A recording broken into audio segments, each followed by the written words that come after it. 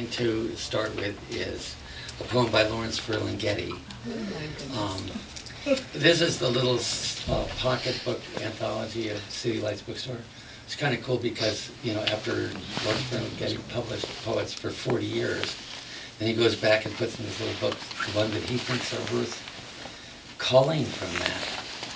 And which I think is interesting because he had such an incredible impact on the United States and the world, not only in poetry, but in so many different ways, through running a little bookstore and, you know, being the hub of a lot of things.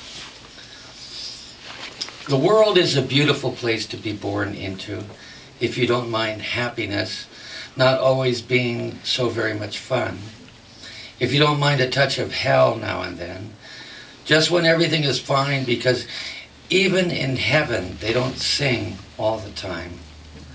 The world is a beautiful place to be born into if you don't mind some people dying all the time, or maybe only starving some of the time, which isn't half so bad if it isn't you. Well, the world is a beautiful place to be born into if you don't mind a few dead minds in the higher places, or a bomb or two now and then in your upturned faces, or such other improprieties as our name brand society is prey to, with its men of distinction and its men of extinction and its priests and other patrolmen and its various segregations and congressional investigations and other constipations that our fool flesh is heir to. Yes, the world is the best place of all for a lot of such things as making the fun scene and making the love scene and making the sad scene and singing low songs and having inspirations and walking around looking at everything and smelling flowers and goosing statues and even thinking and kissing people and making babies and wearing pants and waving hats and dancing and going swimming in rivers on picnics in the middle of the summer and just generally living it up. Yes, but then right in the middle of it comes the smiling mortician.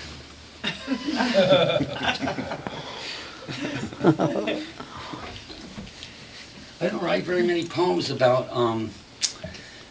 political things or world events. But 10 years ago this month, this is just about the anniversary of it, after a rainy late March and early May, it was a beautiful day. It was warm, blue sky, the sun was shining down, and that just happened to be the day that we were invading Iraq in the Gulf War. And so all that was like, you know, in the air, right? The big shock and awe thing and everything. And yet it was so beautiful outside. So I went to Starbucks and I had a cup of coffee, latte, was sitting out looking at the blue sky. And I think I'd been reading some chemistry and stuff too, and watching the grass go. And so my mind was going back and forth between these two things.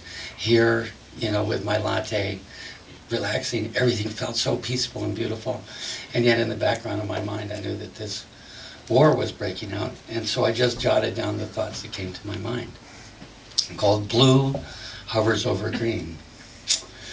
Blue hovers over green, and unseen molecules force their way across the scape, causing hats to fly like Scud missiles.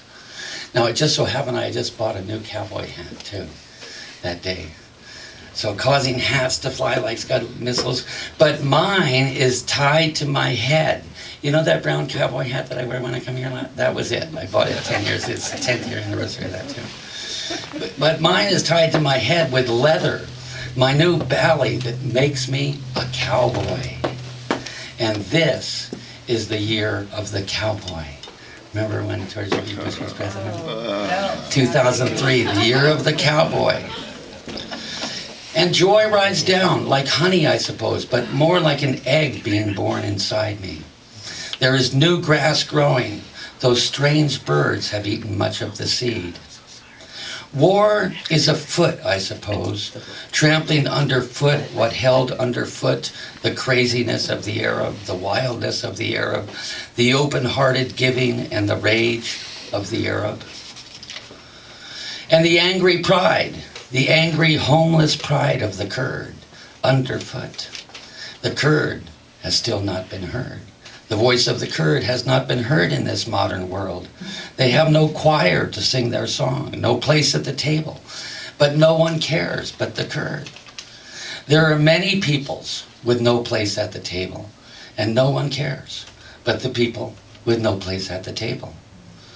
Over there was divvied up some time ago to pay debts, to satisfy egos, ensure safe passage, divvied up quite arbitrarily after the first foot stomped on the Turk and the Austrian and the Slav and the German. Old towers must fall for new grass to grow, and new wine demands new skin, and so the foot falls again, unleashing chaos over there.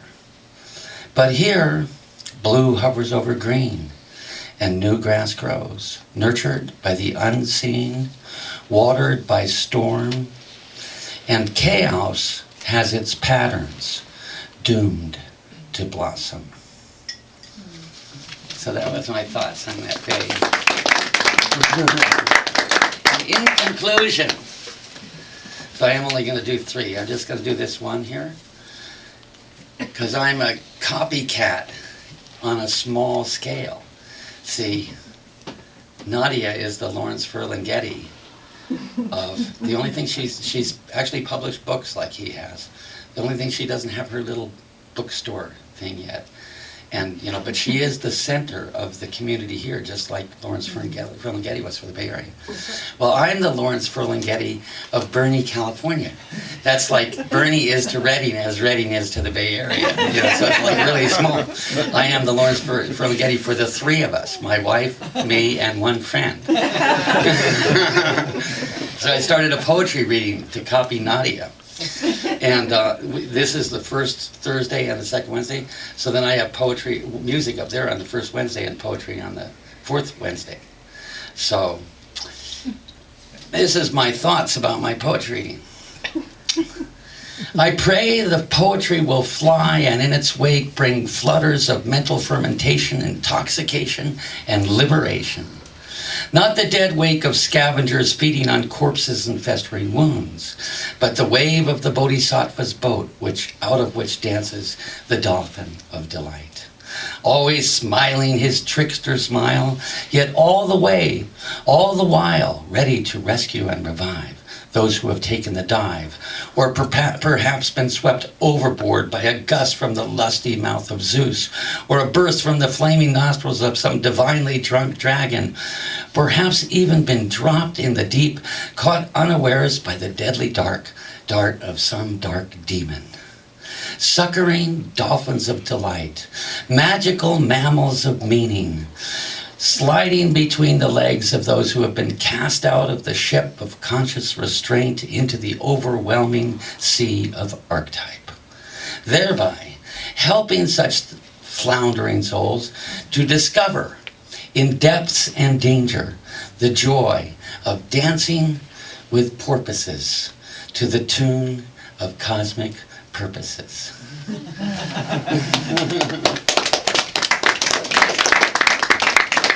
Thank you very much. Assalamu alaikum.